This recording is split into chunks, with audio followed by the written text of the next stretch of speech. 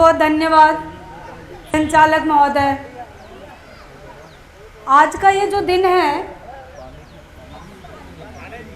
रोटी का कोई धर्म नहीं होता, पानी की कोई जात नहीं होती, रोटी का कोई यारो धर्म का चश्मा उठा के देखो, इंसानियत जिंदा है तो मजहब की कोई बात नहीं होती। कोई कहता है हिंदू खतरे में है, किसी को लगता है मुसलमान खतरे में है, किसी को लगता है हिंदू खतरे में है, किसी को लगता है मुसलमान खतरे में है। यारो धर्म का चश्मा उठाकर देखो, आज हमारा संविधान खतरे में है। एक बार हम अपने लिए ताली बजाएंगे, सभी के लिए बहुत जोर से ताली बजाइए आप लोग। आवाज दो, आवाज दो। साथियों, बड़े दुख के साथ कहना पड़ रहा है कि हम यहाँ पे क्यों इकट्ठे हैं। मैंने 4 लाइनों में बता दिया कि धर्म का चश्मा उठाकर देखो, आज हमारा संविधान खतरा में है। बहुत दर्दनाक बात है, आप लोगों को लगता होगा, और आज हमारा संविधान खतरे में है तो हम भी खतरे में ही हैं। आप ये मत सोचो कि हम आज़ाद हैं या हम खुश दिल हैं। हमारे भारत देश में 2 संविधान है आज भी, जिसमें हम जी रहे हैं, और हमारा जो संविधान है उसको ख़त्म करने का काम कर रहा है हमारा दुश्मन। जिस संविधान से हमें बराबर सेकुलर का अधिकार देता है, वो संविधान खत्म किया जा रहा है दिन रात में। हमारा जो भारतीय संविधान है वो सबको बराबरी का अधिकार देता है, इसमें जात पात कोई नहीं देखता है, इसमें सबको इक्वल अधिकार देता है। और उसी की वजह से आज हमें कुर्सी में बैठने की जगह मिली है। अगर जो वो नहीं होती तो पहले वक्ता भाई बोल रहे थे कि हमारे गले में हांडी और पीछे झाड़ू लगी हुई होती, और हम इतनी आसानी से इन बातों को सुन नहीं सकते। जैसे किसान को ले लो, अगर जो ऊंचा नीचा खेत है तो क्या फसल अच्छी उगेगी? उसमें नहीं उगेगी। जहाँ अच्छी भूमि है वहाँ अच्छा फसल आएगा, जहाँ ऊंचा है, पानी खाद नहीं मिल रहा, वहाँ पे फसल नहीं होगी। तो ऐसी जो मनुस्मृति में है उसमें ऊंचे नीचे का दर्जा दिया गया है, केवल ये इंडिया में है। बाकी आप किसी और कंट्री में जाते हैं तो आपको जात धर्म का कोई लेबल नहीं मिलेगा, हर एक आदमी एक इंसान है। कहीं कहीं गोरे काले की लड़ाई आज भी है, लेकिन इतना नहीं है जितना कि इंडिया में है।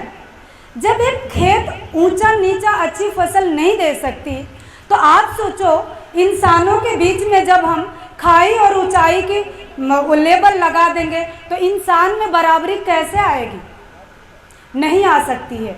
उसके लिए हमें जानना होगा, हमारे संविधान को बचाना पड़ेगा, जिससे हमें जीने और बोलने का अधिकार मिलता है।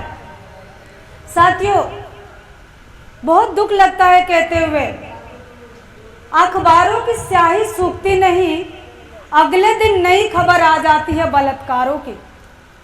बहुत दुख लगता है, क्योंकि हर टाइम अगर जो बलात्कारों की संख्या सुनते रहते हैं तो वाकई में हम महिलाओं का जीने का मन नहीं करता है। इससे अच्छा कोई हमें बलात्कार करे, कोई हमारे अंग को काटे फेंके, इससे अच्छा तो हम अपने आप मर जाना अच्छा समझेंगे। कम से कम अपने आप मरने से हम बलात्कारियों से बच जाएंगे। हमें पता नहीं लगती है, किसी पुरुष और भाई के माथे पे लिखा नहीं होता है कि कौन आदमी कब हमें बलात्कार कर देगा। मुझे बहुत दुख लगता है जब अपनी माता और बहनों की खबरें सुनती हूँ। क्या हमारी वो बहन तड़पती नहीं होंगी, कहती नहीं होंगी मुझे बचाओ, भैया छोड़ दो, चाचा छोड़ दो? क्या आप लोग के घर में बहन बेटी नहीं है?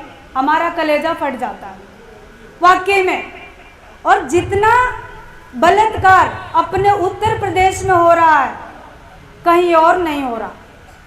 अभी नई खबर दिल्ली की है, जो लड़की डीएम कार्यालय में काम करती हो, कांस्टेबल हो, पुलिस की वर्दी में होती हो, उसके नेम प्लेट हो, और हमारी ये महिलाएं सुरक्षित नहीं है, हम लाल पीले साड़ियाँ पहन के कैसे सुरक्षित रह लेंगे? बताओ मेरे भाइयों, आप परिवार से आते हो, आप भी फैमिली समाज में रहते हो, कैसे समाज का निर्माण कर रहे हैं हम लोग? 1919 में अंग्रेजों ने एक कानून बनाया था।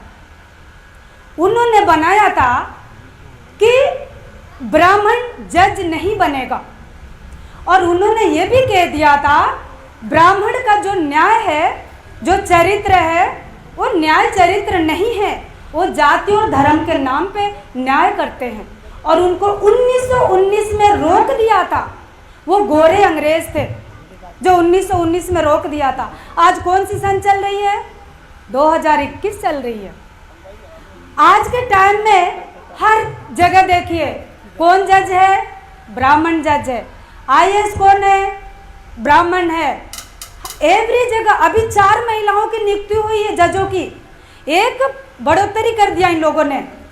भाई ब्राह्मण पुरुष होता था जज के लेवल पे, लेकिन उस कुर्सी पे 4 ब्राह्मण महिलाओं को दे दिया। आप बताइए कैसे हमें न्याय मिलेगा? अगर जो उस जगह में एक एससी की भी होती, एसटी की भी होती, माइनॉरिटी की भी होती और एक स्वर्ण की भी होती तो हमारा संविधान का कानून होता। लेकिन यहाँ पे मनुस्मृति काम कर रहा, और हम लोगों को पता नहीं है। साथियों, हम लोगों को अपने अधिकार के बारे में पता नहीं है। आंदोलन होता है तो बुलावा नहीं दिया जाता है। अभी मैं गई थी, थोड़ा सा बाहर गई थी 2 मिनट के लिए, मैंने देखी है लोग इधर उधर खड़े होकर बात सुन रहे। मैंने कही कुछ महिलाओं से, बहन आप लोग उधर जाके बैठ के सुनो, क्योंकि आप सुनेंगे तो आपको कुछ पता लगेगा। मुझे अभी एक बहन ने कहा कि मैडम जी इधर सरकारी स्कूल नहीं है, इधर एक स्कूल खुलवा दो। मुझे अच्छा तो नहीं लगा, लेकिन हमारी बहन को ये नहीं पता है कि हम कौन लोग हैं। मैंने उस बहन से कहा हम आप लोगों को जगाने का काम कर रहे हो, स्कूल तो नहीं खोल सकते भाई, हमारे जीने का अधिकार ही खत्म हो रहा तो हम बड़े बड़े काम कैसे कर सकते हैं? हमारी बहन बेटी सुरक्षित नहीं है और डीएम कार्यालय में सुरक्षित नहीं है, तो हमें तो दुख लगता है इस बात का। भाई कहीं पार्क में, कहीं सड़क में, कहीं होटल में अगर जो उसके साथ गलत हो रहा, मैं 1 मिनट मान सकती हूँ, लेकिन डीएम के साथ काम करती हुई कांस्टेबल को ऐसे करना अच्छी बात नहीं है। मुझे बहुत दुख है। हमारे भारत देश का दुर्भाग्य है कि जो ऐसे लोगों के हाथ में शासन है कि शांति और अमन चाहते नहीं है। साथियों, हमें जात धर्म का चश्मा हटा के फेंकना होगा। आप आज निर्णय ले लो, किसी की बहन बेटी हमारी है, चाहे रास्ते पे जा रही हो, गली में जा रही हो, अपनी बहन बेटी समझेंगे तो हमारे भारत देश की हर एक बहन बेटी बचेगी। जैसे हम अपनी बहन बेटी को देखते हैं, कोई दिक्कत नहीं है। तो ये सब हम समाज में हम ही लोगों को करना पड़ेगा। हम कैसी माताएं बहनें हैं, कैसा समाज बनाने का काम कर रहे हैं। हमारे कुछ साथी हैं अभी एमपी एमएलए बन के चले जाएंगे, संसद में बैठ भी जाएंगे, लेकिन हमारी आवाज़ नहीं उठाते हैं। तो ऐसे लोग को क्यों वोट देना? भाई हमारी समस्या का समाधान होनी चाहिए, और आप वहाँ तक भी जाके और हमारी बात नहीं रखते हो तो हमें क्या फ़ायदा है? बाबा साहब हर टाइम इस बात से रोते थे, जो भी पढ़े लिखे लोग थे बाबा साहब को हर टाइम धोखा दिया था, हर टाइम उनका दिल दुखाया था, और वो बेचारे अकेले संघर्ष करते रहे। और हम महिलाओं को कैसे आगे बढ़ सकते हैं भाई? अगर जो आप लोग हमारा साथ नहीं देंगे तो हम कैसे साथ देंगे, आगे कैसे आएंगे? हम ये चाहते हैं कि हमारी माताओं और बहनों को पूरी सुरक्षा मिलनी चाहिए। देखिए, हमारा एक बहुजन मुक्ति पार्टी है, वो स्टाम्प पेपर पे लिख के देता है कि अगर जो उनकी पार्टी सत्ता में आती है तो जो हमारा गरीब से गरीब भाई है उसको ई रिक्शा भी दिया जाएगा फ्री में, और उसको बीमार होता है तो सरकारी हॉस्पिटल से निःशुल्क दवाई का भी प्रबंध किया जाएगा। दूसरी बात, हमारी महिलाओं पे जो अन्याय अत्याचार हो रहा है, कुछ दूरी के जगह में गांव के बीच में महिला थाना तैयार होगा। महिला थाना तैयार में केवल उसमें महिलाएं तैनात होएंगी और महिला की सुरक्षा महिलाएं करेंगी, पुलिस नहीं रहेंगे उसमें, फीमेल लोग। दूसरी बात, अगर जो हमारी कोई बहन बेटी लाचार है, परेशान है, विधवा है, उसको बच्चे रोटी नहीं देते हैं या उसका मान सम्मान नहीं करते हैं, तो हमारी ये पार्टी 1000 रुपया पेंशन के रूप में उस बहन को और माता को हेल्प भी करेगी। यही तक नहीं, समान शिक्षा का अधिकार मिलेगा आपको। समान शिक्षा का मतलब होता है जिस क्लास में एक नौकर का लड़का, एक गरीब का लड़का पढ़ेगा, उसी में एक डीएम का लड़का भी पढ़ेगा। सिलेबस एक होएगा, वो फायदा किसको होएगा? हम गरीब लोगों को होएगा। अगर जो डीएम का लड़का हमारे बच्चों के साथ बैठेगा और टीचर ने बढ़िया से नहीं पढ़ाई, तो अगले दिन टीचर की छुट्टी हो जाएगी, तो टीचर भी संभल जाएंगे और हमारे बच्चों को अच्छी शिक्षा भी मिलेगी। दूसरी बात, जो ओबीसी के लोग हैं 52% है, वो तो 1931 की जनगणना है जो अंग्रेजों ने कराया था, लेकिन आज के टाइम होएगा तो 65% होएगा वो। तो उनकी जाति आधारित जनगणना होनी चाहिए, जिससे ब्राह्मण लोग कतरा रहे हैं, क्योंकि जाति आधारित जनगणना होएगी तो ये 3% लोग हैं, ये एक गांव का मेंबर नहीं बन सकते, एक गांव का सरपंच नहीं बन सकते, तो ये सीएम पीएम देश को कैसे बन सकते हैं? तो इस वजह से ये नेहरू ने कानून बना के जनगणना का काम बंद किया था और हम लोगों को और नीचे गिराने के लिए इन्हें जात धर्म में बांट दिया। अभी क्या करेंगे? हम लोगों को तालिबान बताएंगे और पाकिस्तान बताएंगे और अफगानिस्तान, दुनिया भर के मुद्दे लाने शुरू कर दिया, क्योंकि हम लोगों ने बोल दिया कि ये लोग कुछ भी कहेंगे, आपको अपनी जाति आधारित जनगणना पे ही अटे रहना है। अगर जो आपकी आप नहीं लगे तो 2031 तक के लिए आप इंतजार करो। 314 आईएएस बच्चे थे ओबीसी के और उनकी नियुक्ति के लिए केंद्र सरकार ने रोक दिया। क्या आज हमारे 314 ओबीसी के बच्चे होते तो आधा उत्तर प्रदेश में डीएम होते, और आधे डीएम होने का मतलब आप सोचो ओबीसी व्यक्ति कितना आगे बढ़ता। मैं ज्यादा न बोल के अपनी बात को एक बात कह के खत्म करूंगी। ये लोग कहते हैं मुसलमान को CAA समझ में नहीं आया,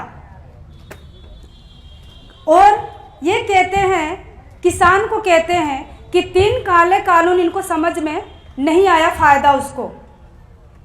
ये कहते हैं 370 हटा दिया और उसका फायदा इन लोगों को नहीं पता। व्यापारियों से कहते हैं ये लोग जीएसटी लागू कर दिया, इसका फायदा आप लोग को नहीं पता। अरे हम पूछते हैं, ये बीजेपी के लोग कौन सा ग्रह से आए हैं जो सारे फायदा इन्हें ही पता लगती है और 85% मूल निवासियों को पता नहीं लगती है? बताइए, आप लोग ज्यादा जानकार हो तो बताइए क्यों देश में इतनी आफत काट रखे हैं। साथियों, आप धर्म के ऊपर मत जाइए, मैं बार बार कहूंगी, आप एक हो जाइए। और मैं आप लोगों से अपील करूंगी, इस मंच राष्ट्रीय किसान मोर्चा और राष्ट्रीय पिछड़ा वर्ग मोर्चा के मंच से मैं एक गवर्नमेंट से मांग करती हूं कि जो भी हमारी बहन सभ्या को ये डीएम कार्यालय में से उठाया गया है और उसके साथ रेप हुआ है, उन लोगों को इस मंच से मांग करती हूं गवर्नमेंट से कि उनको सीधा फांसी हो, बिना पूछे।